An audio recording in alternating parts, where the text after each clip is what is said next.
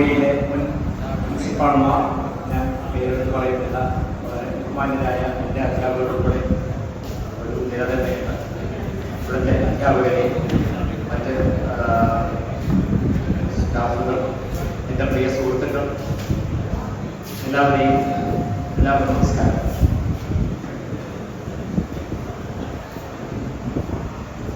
ഇവിടെ പൂർവ്വ വിദ്യാർത്ഥികളുടെ ഒരു പ്രതിനിധിയായിട്ടാണ് ഞാൻ ഇവിടെ നിൽക്കുന്നതെന്നാണ് ഞാൻ മനസ്സിലാക്കുന്നത്. എല്ലാവർക്കും വേണ്ടിയാണ് ഞാൻ സംസാരിക്കുന്നത്. അതൊരു വലിയൊരു ഉത്തരവാദിത്തമായിട്ട് എനിക്ക് തോന്നുകയും ചെയ്യുന്നുണ്ട്. ഏതായാലും ഈ പരിപാടിയുടെ ഇവിടെ പങ്കെടുക്കുന്ന ഭൂരിഭാഗം ആൾക്കാർക്കും എന്താണ് നമ്മുടെ ഒരു പ്രസക്തി, പൂർവ്വ വിദ്യാർത്ഥികളുടെ ഒരു പ്രസക്തി എന്താണ്, നമ്മുടെ ഒരു അസോസിയേഷൻ നമ്മൾ രൂപീകരിച്ചിട്ടുണ്ട്. അപ്പോൾ ഞാനൊരു സുദീർഘമായ പ്രസംഗത്തിലേക്കൊന്നും പോകുന്നില്ല, വളരെ ചുരുക്കി എന്താണ് നമ്മൾ ഈ പൂർവ്വ വിദ്യാർത്ഥികളുടെ ചുമതലകൾ എന്താണ് സിയാക്കിനോട് നമ്മൾ എന്താണ് ഉദ്ദേശിക്കുന്നത്, അങ്ങനെ കുറച്ച് കാര്യങ്ങൾ മാത്രമേ ഞാൻ പറയാൻ ഉദ്ദേശിക്കുന്നുള്ളൂ. അതിനു മുമ്പ് നമ്മുടെ ഇവിടെ ഒരു പ്രധാന കാര്യം, നമ്മുടെ പ്രിയ സുഹൃത്ത് ശ്രീ ഹരീഷിൻ്റെ ഒരു ഓർമ്മയ്ക്ക് വേണ്ടിയിട്ടാണ് നമ്മൾ ഈ സൗണ്ട് സിസ്റ്റം ഇവിടെ സംഭാവന ചെയ്തിരിക്കുന്നത്. അപ്പോൾ ഹരീഷിൻ്റെ ഒരു അനുസ്മരണം ഇതിൻ്റെ ഒരു ഭാഗമാണ്. അപ്പോൾ ഞാൻ എല്ലാവരോടും അഭ്യർത്ഥിക്കുകയാണ്, ഹരീഷിനും അതുപോലെ തന്നെ നമ്മുടെ മറ്റ് മൺമറഞ്ഞു പോയ നമ്മുടെ സഹ വിദ്യാർത്ഥികൾക്കും അധ്യാപകർക്കും എല്ലാം വേണ്ടി ഒരു 10 സെക്കൻഡ് എല്ലാവരും മൗന പ്രാർത്ഥന ചെയ്യണമെന്ന് ഞാൻ അഭ്യർത്ഥിക്കുന്നു.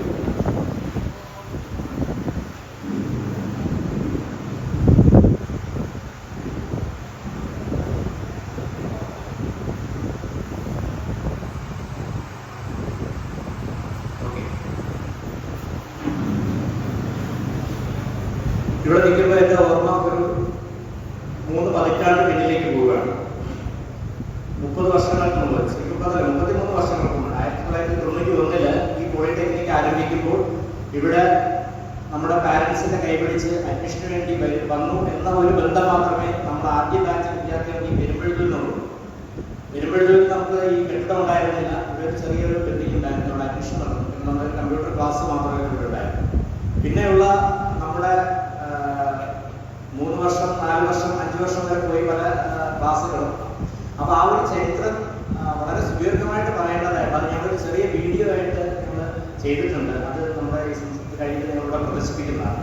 ആ ഒരു 10 മിനിറ്റ് വീഡിയോയിൽ നമ്മുടെ ആ 1991 മുതൽ ഉള്ള ഞങ്ങളുടെ ആ ഒരു കാലഘട്ടത്തിലെ ഒരു ചരിത്രം ഞങ്ങളിവിടെ അവതരിപ്പിക്കുന്നു. അത് നിങ്ങൾ കാണുക. പിന്നെ ഞങ്ങളിവിടെ ഈ പോളിടെക്നിക്ക് ഉദ്ഘാടകർ പറഞ്ഞിട്ടുണ്ടായിരുന്നു, പൂർവ്വ വിദ്യാർത്ഥികളെ സംബന്ധിച്ച് ഇവിടെ വെച്ച് നിങ്ങൾ ലിമിറ്റ് ചെയ്യരുത്, നിങ്ങളുമായിട്ടുള്ള ഇൻട്രാക്ഷൻസ് വളരെ ഇമ്പോർട്ടൻ്റ് ആണ്. ഞങ്ങൾ ശരിക്കും പറഞ്ഞു കഴിഞ്ഞാൽ ഇവിടുത്തെ പോളിടെക്നിക് വിദ്യാഭ്യാസം കഴിഞ്ഞ് പോയതിന് ശേഷം അന്ന് കമ്മ്യൂണിക്കേഷനൊക്കെ വളരെ ഇതായിരുന്നു. വാട്സപ്പ്, നമ്മുടെ സോഷ്യൽ മീഡിയ ഒന്നും ഉണ്ടായിരുന്നില്ല. അതുകൊണ്ട് തന്നെ ഇവിടുന്ന് പഠനം കഴിഞ്ഞ് പുറത്തു പോയതിന് ശേഷം നമുക്ക് അധ്യാപകരുമായിട്ടും സഹ വിദ്യാർത്ഥികളുമായിട്ടൊന്നും കുറേ കാലത്തേക്ക് ഒരു ബന്ധമൊന്നും ഉണ്ടായിരുന്നില്ല. പിന്നെ ഈ സോഷ്യൽ മീഡിയ ഒക്കെ വന്നതിന് ശേഷം വാട്സാപ്പ് ഗ്രൂപ്പുകളിലൊക്കെ വന്നിട്ടാണ് പരസ്പരം ഞങ്ങൾ ബന്ധപ്പെട്ട് തുടങ്ങിയത്. അതിനിടയിൽ ഞാൻ ഓർക്കുന്നത്, ചന്ദ്രിക ടീച്ചർ ഇവിടെ പ്രിൻസിപ്പളായിരുന്ന സമയത്ത് ഞങ്ങളെ ഇവിടെ ഇതുപോലെ വിളിച്ചിട്ടുണ്ടായിരുന്നു. അന്ന് ടീച്ചർ ഞങ്ങളെ വിളിച്ചിട്ട് പറഞ്ഞു, നിങ്ങൾ ഫസ്റ്റ് ബാച്ച് നിങ്ങളെല്ലാവരും വളരെ നല്ല നിലയിൽ ഒക്കെ പല സ്ഥലത്ത് പ്രവർത്തിക്കുന്നുണ്ട്. അപ്പോൾ എൻ്റെ കുട്ടികളുടെ അടുത്ത് നിങ്ങൾ വന്നൊന്ന് സംസാരിക്കണം. കാര്യം അവരെ ഒന്ന് കൺവിൻസ് ചെയ്യണം. അതായത് ഇപ്പോൾ പോളിടെക്നിക്കിൽ നിങ്ങൾ പഠിച്ചിട്ട് ഇതുപോലെ നല്ല നിലകളിലൊക്കെ ആയ വിദ്യാർത്ഥികളുണ്ട്, അതുകൊണ്ട് അത് അവർക്കൊരു എൻകറേജ്മെന്റ് ആയിരിക്കും എന്ന് പറഞ്ഞിട്ട് ഞങ്ങളെ വിളിച്ചു. അങ്ങനെയാണ് ഞങ്ങൾ ഈ ബിൽഡിങ്ങിൽ കൂടുതൽ ആൾക്കാർ വന്നത്. അന്ന് ഞങ്ങളിവിടെ വന്നു, ക്ലാസ്സിലൊക്കെ സംസാരിച്ചു. അത് ആരെങ്കിലും മോട്ടിവേറ്റഡ് ആയോ എന്ന് ചോദിച്ചാൽ എനിക്ക് അറിയത്തില്ല. എന്നിരുന്നാലും ഞങ്ങൾക്ക് അങ്ങനെ ഒരു അവസരം വന്നു. അതിനുശേഷമാണ് പിന്നെ ഈ സൗഹൃദ കൂട്ടായ്മകളൊക്കെ ഉണ്ടായി. അപ്പോൾ നമ്മുടെ ഈ സിയാക്ക് എന്നൊരു കൺസെപ്റ്റിലേക്ക്, അതായത് പൂർവ്വ വിദ്യാർത്ഥികളുടെ സംഘടനകളൊക്കെ അലുമിനി അസോസിയേഷൻസ് ഒക്കെ ഉണ്ട് സ്ഥാപനങ്ങളിൽ. പക്ഷെ ഞങ്ങൾ പൂർവ്വ വിദ്യാർത്ഥികൾ ഒരു അസോസിയേഷൻ ഉണ്ടാക്കണമെന്നും ഒക്കെ ചിന്തിക്കാനായിട്ടുള്ള ഒരു കാരണം ഉണ്ടായിരുന്നു. കാരണം ഞങ്ങൾ പഠിച്ച് പുറത്തിറങ്ങി കുറച്ച് കാലഘട്ടത്തിന് ശേഷം തന്നെ ഞങ്ങളുടെ ആദ്യമായിട്ട് ഞങ്ങളൊരു ഷോക്കിംഗ് ആയിട്ടുള്ള സിഖ എന്ന് പറഞ്ഞ് ഞങ്ങളുടെ ഒരു വളരെ അടുത്ത കൂട്ടുകാരി ഒരു ആകസ്മികമായിട്ട് മരണപ്പെടുന്നു. അതിനുശേഷം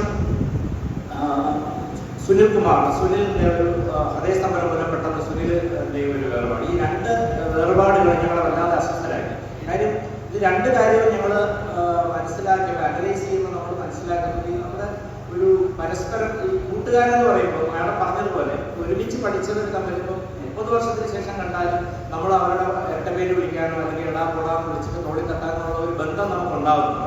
അപ്പൊ ഈ കൂട്ടുകാർ ജീവിതത്തിലേക്ക്, നമ്മുടെ ജീവിതത്തിന്റെ ഒരു സീരിയസ് ആയ ഒരു ഘട്ടത്തിലേക്ക് പ്രവേശിച്ചു കഴിഞ്ഞാൽ ഈ സൗഹൃദം നിലനിൽക്കുകയാണെങ്കിൽ പല കാര്യങ്ങൾക്കും അവരുടെ പേഴ്സണൽ ഇഷ്യൂസ് അല്ലെങ്കിൽ അവരുടെ സാമ്പത്തിക പ്രശ്നങ്ങൾ ഇതിലൊക്കെ നമുക്ക് നല്ല രീതിയിൽ സ്വാധീനം നടത്താൻ പറ്റും. അപ്പോൾ പല നമ്മുടെ സുനിൽ മരിക്കുമ്പോഴത്തേക്കും ഞങ്ങൾ വിചാരിച്ച ഒരു ഹാർട്ട് അറ്റാക്കാണ്. പിന്നീടാണ് ഞങ്ങൾ അറിയുന്നത് സുനിലിന് നേരത്തെ ഹാർട്ടിന്റെ പ്രോബ്ലം ഉണ്ടായിരുന്നു, പക്ഷേ ഡോക്ടർ ഒരു ഓപ്പറേഷൻ സജസ്റ്റ് ചെയ്തതാണ്. അപ്പോൾ സാമ്പത്തിക ബുദ്ധിമുട്ടുകൾ കാരണം അത് നടത്താതെ നീട്ടിക്കൊണ്ടുപോയി. അത് അന്ന് സമയത്ത് ചെയ്തിരുന്നെങ്കിൽ ചിലപ്പോൾ ആ മരണം തന്നെ സംഭവിക്കില്ല എന്നൊക്കെയുള്ള വാർത്തകൾ ഞങ്ങൾ വല്ലാതെ വേദനിപ്പിച്ചു. അങ്ങനെയാണ് ഞങ്ങൾ വിചാരിച്ചത്. അപ്പൊ ഇത്തരം പ്രശ്നങ്ങൾ നമ്മുടെ ഒപ്പം പഠിച്ച വിദ്യാർത്ഥികൾ പല മേഖലകളിലൊക്കെ പോയിട്ടുണ്ട്. അപ്പൊ അവർ ഏത് രീതിയിലാണെന്ന് അറിയത്തില്ല. അപ്പൊ എല്ലാവരും ഒന്ന് സംഘടിപ്പിക്കുക.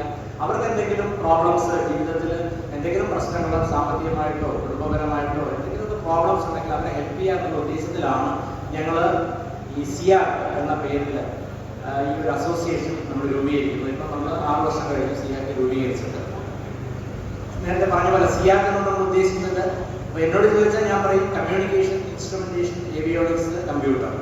അപ്പോൾ ശ്രീജുനോട് ചോദിച്ചാൽ ശ്രീജു പറയും കമ്പ്യൂട്ടർ, ഇൻസ്ട്രുമെന്റേഷൻ. ഈ സി എന്താണെന്നുള്ള ഒരു ഡിബേറ്റ് ഇപ്പോഴും നിലനിൽക്കുന്നുണ്ട്. ഇതിൽ അതാണ് നമ്മൾ ഇപ്പൊ ഏവിയോണിക്സ് ഇല്ലാന്ന് പറയുന്നു. എന്നിട്ട് തന്നെ അതാണ് സിയാക്കിന്റെ കുഴപ്പം. അങ്ങനെ ഞങ്ങൾ ഒരു 50 പേര്, ഏകദേശം 50ഓളം പേരുള്ള ഒരു അസോസിയേഷനാണ്. ആദ്യ ബാച്ച് വിദ്യാർത്ഥികളുടെ ഒരു കൂട്ടായ്മയാണ്. ഇതിൽ ഇപ്പൊ ഞങ്ങളിവിടെ വന്നിട്ടുള്ള കുറച്ച് പേര് ട്രിവാൻഡ്രം ബേസ് ചെയ്തിട്ടുള്ള ഒരു 10-15 പേരെ ഉണ്ടാവുള്ളൂ. ബാക്കി പല ആൾക്കാരും ലോകത്തിന്റെ വിവിധ ഭാഗങ്ങളിൽ, എല്ലാ ഭാഗങ്ങളിലും എന്ന് തന്നെ പറയാം, അവരുണ്ട്. പല നിലകളിൽ പ്രവർത്തിക്കുന്നവരുണ്ട്.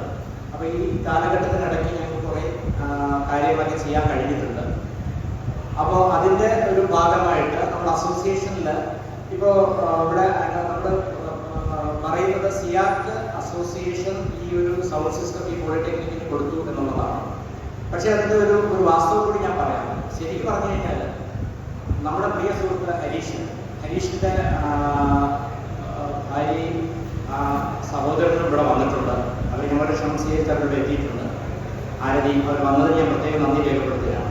ശരിക്കും പറഞ്ഞു കഴിഞ്ഞാൽ ഈ സൗണ്ട് സിസ്റ്റം ഈ പോളിടെക്നിക്കിൽ സംഭാവന ചെയ്തിരിക്കുന്ന സിയാക്കല്ല. ശരിക്കും പറഞ്ഞാൽ ഹരീഷിന്റെ ഫാമിലിയാണ് ഇത് സംഭാവന ചെയ്തിരിക്കുന്നത്.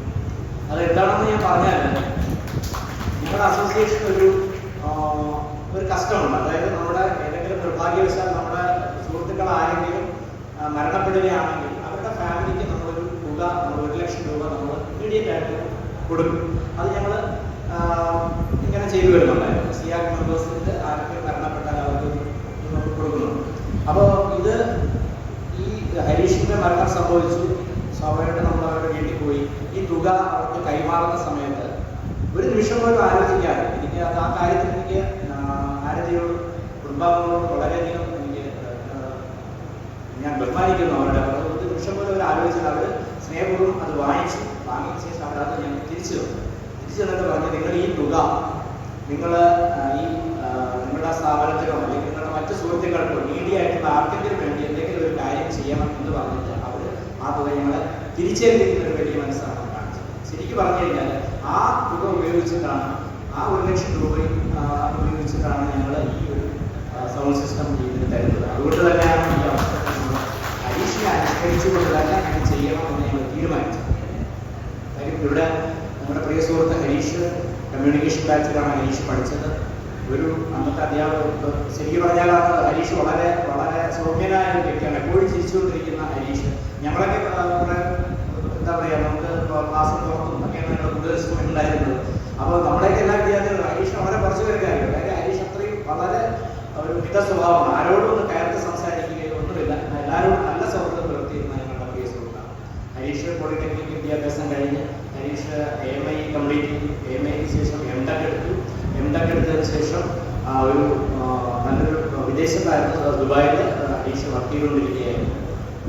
ആ സമയത്തെല്ലാം പിന്നെ ഞങ്ങളുടെ സിയാക്ക് എന്ന അസോസിയേഷൻ ഞങ്ങൾ രൂപീകരിക്കുന്ന സമയത്ത് അതിനകത്ത് ആദ്യമേ തന്നെ ഒരു ആജീവനാന്ത മെമ്പർഷിപ്പ് വേണ്ടി മുന്നോട്ട് വരികയും ആ സമയത്തൊക്കെ നമ്മൾ ശരിക്കും ഇത്രമാത്രം ഈ സൗഹൃദങ്ങൾക്കൊക്കെ എത്രമാത്രം ഇമ്പോർട്ടൻസ് ഉണ്ടെന്ന് നമ്മൾ മനസ്സിലാക്കുന്നത്. അതൊക്കെ ഒരു വളരെ ഭയങ്കര സപ്പോർട്ടാണ് സുഹൃത്തുക്കളിൽ നിന്നുണ്ടായത്. അങ്ങനെ ഹരീഷ് ജോയിൻ ചെയ്ത ഒരു വ്യക്തിയാണ്. പെട്ടെന്ന് നിർഭാഗ്യവശാല ഹരീഷ് നമ്മളെ വിട്ടുപിരിഞ്ഞു പോയി. അപ്പോൾ അദ്ദേഹത്തിൻ്റെ ഒരു ഓർമ്മ ആണ് ഇത്. അതുകൊണ്ട് ഞാൻ ഈ കാര്യം ഒന്നുകൂടി എടുത്ത് പറയുന്നു. അവരുടെ ഒരു സംഭാവനയായിട്ട് തന്നെയാണ് ഞങ്ങളിതിനെ കാണുന്നത്. പിന്നെ അതിനോടൊപ്പം തന്നെ നമ്മൾ ഈ സമയത്ത് നമ്മുടെ ഉണ്ടായിരുന്ന ശിഖ, സുനിൽകുമാർ, രഞ്ജിത്ത്, സുനിൽകുമാർ ആന്റിക്കൽ, അങ്ങനെ കുറച്ച് 2-3 പേരുടെ ഒരു വേർപാട് ഞങ്ങൾക്ക് കാണേണ്ടി വന്നു. അപ്പോൾ അങ്ങനെയുള്ള സംഭവങ്ങൾ ഉണ്ടാകാതിരിക്കാൻ ആഗ്രഹിക്കുന്നു. അപ്പോൾ ഇതൊക്കെയാണ് എനിക്ക് അസോസിയേഷനെ പറ്റിയിട്ടുമൊക്കെ പറയാനുള്ളത്. പിന്നെ നമ്മുടെ വിദ്യാർത്ഥികളോട് പറയും, ഈ സൗഹൃദം നമ്മളെപ്പോഴും കാത്തു സൂക്ഷിക്കേണ്ട ഒന്ന് തന്നെയാണ് സൗഹൃദം. കാര്യം ഇപ്പോൾ നമ്മൾ ഒരു നവമാധ്യമങ്ങളുടെ ലോകമാണ്. ഫേസ് ഇല്ലാത്ത ഫേസ്ബുക്ക് ഫ്രണ്ട്സും ഇൻസ്റ്റന്റ് ആയിട്ടുള്ള ഇൻസ്റ്റഗ്രാം ഫ്രണ്ട്ഷിപ്പും ഒക്കെയാണ് നമ്മൾ കൂടുതൽ ആഘോഷിക്കുന്നത്. എല്ലാം നല്ലത് തന്നെയാണ്, അതിൻ്റെയൊക്കെ നല്ല വശങ്ങളുണ്ട് തീർച്ചയായിട്ടും. പക്ഷെ നമ്മൾ നേരിട്ടുള്ള സൗഹൃദം, നമ്മളോടൊപ്പം പഠിച്ചവർ, അവർക്ക് ഏത് നിലയിലാണ്, ഇതെല്ലാം നമ്മൾ കാണേണ്ടതായിട്ടുണ്ട്. അപ്പോൾ അതിന് എല്ലാവരും ഒരു വാല്യൂ കൊടുക്കണം. അതിനൊരു എക്സാമ്പിൾ കാണിക്കുക എന്നുള്ളത് കൂടി ഞങ്ങളുടെ ഒരു ലക്ഷ്യമാണ്. പിന്നെ പോളിടെക്നിക് വിദ്യാഭ്യാസത്തെ കുറിച്ച് പറഞ്ഞാൽ മാഡം സൂചിപ്പിച്ച പോലെ അന്ന് നേരത്തെ ഉണ്ടായിരുന്ന ആ ഒരു വാല്യൂ ഇപ്പോൾ പലരും ഇതിന് കൊടുക്കുന്നില്ല. പക്ഷേ എനിക്ക് പറയാനുള്ളതെന്ന് വെച്ച് കഴിഞ്ഞാൽ നമ്മൾ ഒരിക്കലും ചിന്തിക്കരുത് ഈ പോളിടെക്നിക്കൽ എന്ന് പറയുന്നാൽ ഇതൊരു എന്താണെന്ന് വിചാരിക്കരുത്. നമ്മുടെ ഡിപ്ലോമ എന്താണ്, നമ്മുടെ എഡ്യൂക്കേഷൻ്റെ ഒരു ഫൈനൽ എന്താണെന്ന് നമ്മൾ വിചാരിക്കരുത്. ഞാൻ മനസ്സിലാക്കുന്നത് ഇത് ശരിക്കൊരു ടെക്നോളജി രംഗത്തേക്കുള്ള ഒരു ഡോർ മാത്രമാണ്.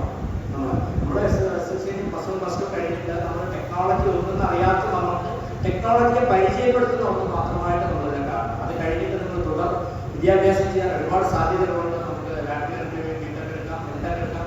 എൻ്റെ ഒപ്പമുള്ള ഒത്തിരി പേര് ദീപയുടെ ടെക്നിക്കൽ എഡ്യൂക്കേഷൻ ഡിപ്പാർട്ട്മെൻറ്റിൻ്റെ ടീച്ചറാണ്. ദീപ ഇന്റർനെറ്റ് ഒരുപാട് പേരുണ്ട്. അപ്പോൾ അതൊക്കെ അങ്ങനെയാണ് നമ്മളിതിനെ കാണേണ്ടത്. അത് നിങ്ങൾ ആരും ധരിക്കരുത് ഇൻസ്റ്റന്റ് ആയിട്ട് ജോലി കിട്ടാനുള്ള ഒരു സാധനമാണ്, കോളേജിൽ പഠിച്ചാൽ ജോലിയൊന്നും കിട്ടില്ല, അങ്ങനത്തെ ചിന്താഗതികളൊന്നും പാടില്ല. ഇതൊരു ഒരു ഒരു ഒരു തുടക്കമായിട്ട് നമ്മൾ കണ്ടാൽ മതി. പിന്നെ ഞാനൊരു സ്ഥാപനം നടത്തുന്ന ആളാണ്. ഞാനിപ്പോൾ ഒത്തിരി ആൾക്കാരായിട്ട് ടെക്നിക്കൽ സ്റ്റുഡൻസിനെ നമ്മൾ ഇൻ്റർവ്യൂ ചെയ്യാറുണ്ട്. അപ്പോഴും നമ്മൾ മനസ്സിലാക്കുന്നത് ഈ മുന്നേ ഉണ്ടായിരുന്നത് എനിക്ക് പലപ്പോഴും തോന്നിയിട്ടുണ്ട്. നമ്മുടെ സബ്ജക്റ്റിലേക്കുള്ള ഒരു നോളജ് പലരും മാർക്ക് വാങ്ങുന്നുണ്ടായിരിക്കാം, പക്ഷെ ബേസിക് ആയിട്ടുള്ള കാര്യങ്ങൾ അല്ലെങ്കിൽ പ്രാക്ടിക്കൽ നോളജിലൊക്കെ ഒരു അതിൻ്റെ നിലവാരം താഴേക്ക് പോകുന്നുണ്ടോ എന്നൊരു സംശയമുണ്ട്. അപ്പോൾ അധ്യാപകർ അവരുടെ കാര്യങ്ങളൊന്നും ശ്രദ്ധിക്കുക. എന്തായിരുന്നാലും ആരും ഇത് എല്ലാം കഴിഞ്ഞ് ഒന്നും കിട്ടിയില്ലെങ്കിൽ പോളിടെക്നിക്കിലേക്ക് വരാം എന്നുള്ള ഒരു രീതിയിൽ ഇതിനെ കാണരുത്. ഞങ്ങളെല്ലാവരും പോളിടെക്നിക്കിലേക്ക് വന്ന കാലഘട്ടത്തിൽ പോളിടെക്നിക്കിൻ്റെ വിലയുണ്ടായിരുന്നു. നമ്മളെല്ലാവരും പോളിടെക്നിക് വിദ്യാഭ്യാസത്തിൻ്റെ ബേസിൽ തന്നെയാണ് നമ്മളെല്ലാവരും പല മേഖലകളിൽ വർക്ക് ചെയ്യുന്നത്. അതാണ് എനിക്ക് നിങ്ങളടുത്ത് പറയാനുള്ളത്. ഇത്രയും പറഞ്ഞ് ഞാൻ എൻ്റെ വാക്കുകൾ അവസാനിപ്പിക്കുകയാണ്. എല്ലാവർക്കും നന്ദി.